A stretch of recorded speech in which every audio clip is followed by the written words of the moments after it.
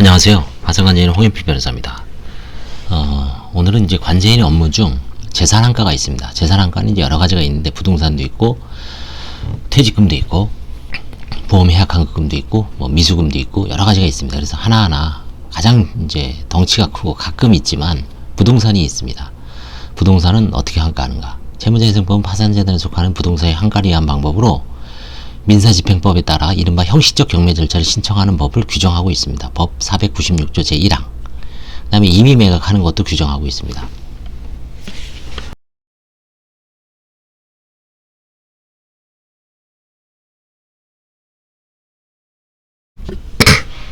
그래서 실무상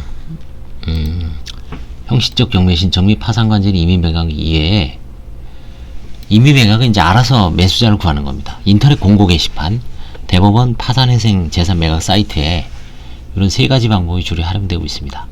파산관제인 부동산을 매각하는 건 이제 당연히 법원의 허가를 받고요. 법원의 허가가 효력 발생 요건입니다. 동의받지 못하면 무효입니다.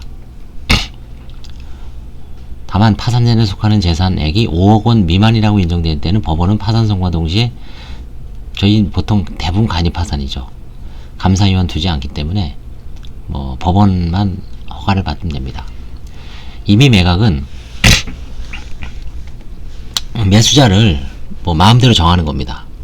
예를 들어서 파산 채권자 중에서 혹시 매수하실 분이 있는지를 물색하는 방법.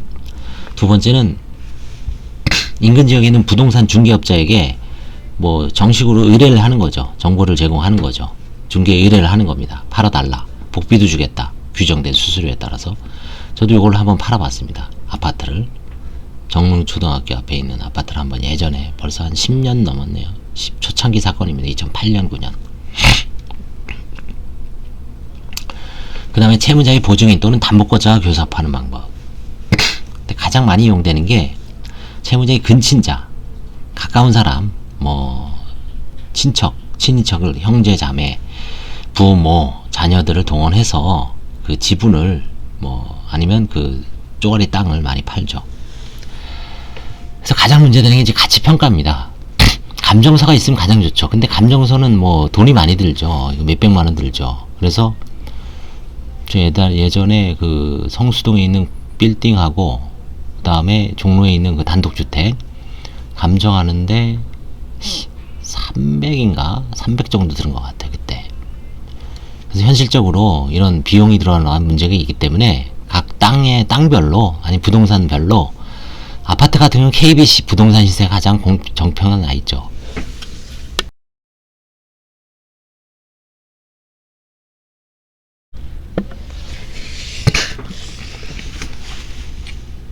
예, 뭐 단독주택도 여기 다 돼 있습니다. KB 부동산 시세. 이거를 가장 많이 이용한다고 보면 돼요. 뭐 인근 부동산 중개업자의 평가액은 오히려 부정확할 수가 있습니다. 이건 뭐 매도할 때는 매도인 우위 시장일 때 막 가격이 치솟을 때는 뭐 하루가 다르게 올리죠. 그래서 그 다음에 이제 시골에 있는 땅은 국토부의 실거래가 조회 이걸로 하고요. 그 다음에 이제 뭐 더 이상 없는 건 공시지가를 기준으로 해서 대략 거기서 상황을 봐서 조금 뭐 1.3배를 한다든지 뭐 좀 좋은 지역이면 2배를 한다든지 이제 자율적으로 잘 판단을 하면 됩니다. 소유권 이전 등기 신청 시 첨부 서류는 뭐 다른 건 별 문제가 안 되는데 이건 어차피 이제 매수인의 그 법무사가 관제인 인감을 달라는 경우가 있기 때문에 이건 주면 되고요. 그 다음에 아까 말씀드린 대법원 홈페이지 회생 파산 자산 매각 공고 사이트 여기는 부동산뿐만 아니라 모든 자산 파산 채무자의 모든 법인 뭐 개인 할 거 없이 회생 모든 자산이 다 올라갑니다. 뭐 부동산도 있고 가정용품, 기계, 설비, 유체동산, 자동차도 있고 건설기계, 비상장 주식, 특허권, 상거래채권 아주 다양합니다. 뭐 재테크를 원하시는 분들은 관심 있게 한번 살펴볼 필요도 있어요. 그 다음에 이제 형식적 경매. 우리가 이제 민법을 공부하고 민사집행법을 공부하고 고시를 붙고 변호사 시험에 합격하고 그 다음에 실무에 나왔을 때 책에서 보던 이 형식적 경매를 실제 이 파산관제인을 되기 전에는 이거를 해보기가 상당히 어렵습니다. 거의 뭐 경험을 못합니다. 근데 파산관제인 딱 되고서 파산관제인 되고서도 이거 형식적 경매를 돈 때문에 못하는 경우가 많은데, 뭐 채무자가 아니면 그 주변 지인들이 아니면 관제인이 내 돈을 들여서라도 형식적 경매를 하는 경우가 있습니다.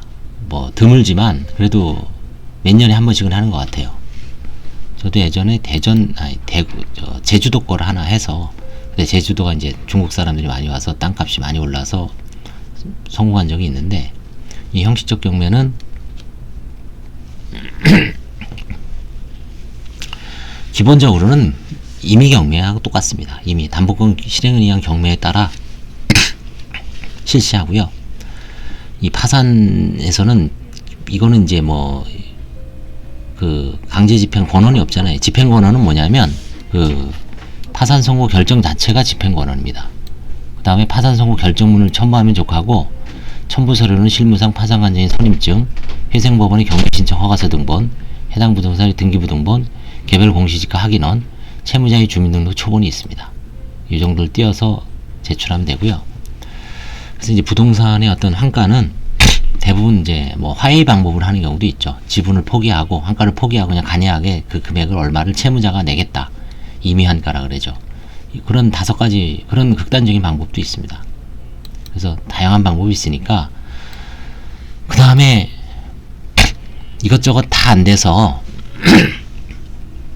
안 팔리면 관제인이 파산재단에서 포기합니다. 그럼 채무자의 자유재산이 되는 거죠. 네, 오늘은 부동산의 환가에 대해서 여기까지 하겠습니다. 감사합니다.